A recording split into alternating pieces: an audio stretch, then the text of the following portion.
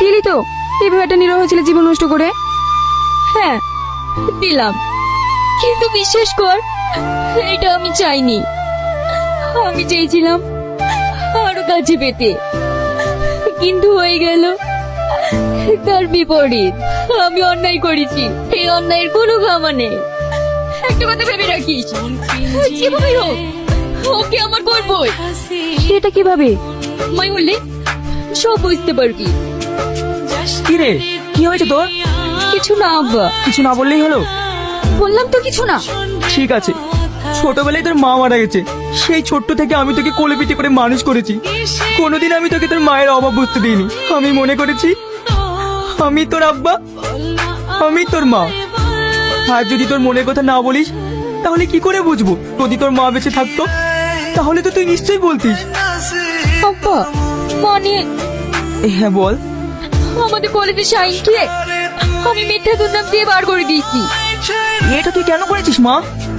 আমি ওকে ভীষণ ভালোবাসি, ওকে এই অপবাদটা দিয়ে আমার করতে চেয়েছিলাম, কিন্তু ঠিক আছে, এটা নিয়ে তুই দুঃখ করিস না, সব ঠিক হয়ে যাবে। হ্যালো প্রিন্সিপাল, আমি শ্রাবণীর ড্যাডি বলছি। স্যার, আপনি ওটা আমার বাড়িতে আসুন আসুন। মা, আপা, দেখো কে এসছে, আমার কলেজের স্যার। আমি একটা বিশেষ কথা বলার জন্য এসেছি। শাহিন, তুমি একটা ভালো স্টুডেন্ট, আর ভ্যান নিয়ে একটা লেবারের কাজ করতে যাচ্ছ। জানেন স্যার, শাহিনকে নিয়ে আমাদের বড় স্বপ্ন ছিল, সেই স্বপ্নটা ভেঙে চুরমার হয়ে গেছে। জানেন স্যার, গরিবদের স্বপ্ন দেখতে নেই। ও যখন ভ্যান নিয়ে বাইরে যায় তখন আমার এই বুকের পাঁচরটা ভেঙে চুরমার হয়ে যায় স্যার।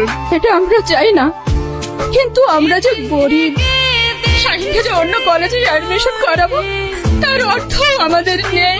তাই চোখে দেখা ছাড়া আমাদের আর কিছুই করার নেই। আপনারা কান্না করবেন না, ও আর কোনোদিনই লেবারের কাজ করবে না। তাহলে কি করবে? কেন? একটা স্টুডেন্ট যা করে পড়াশোনা। স্যার, আজ থেকে তুমি পড়াশোনা করবে, এখানকার সব থেকে বড় কলেজে তোমাকে অ্যাডমিশন করানো হবে। চলো আমার সঙ্গে এক্ষুনি চলো। আপনার এই দিন। শাহিন, এ তুমি কি করছো?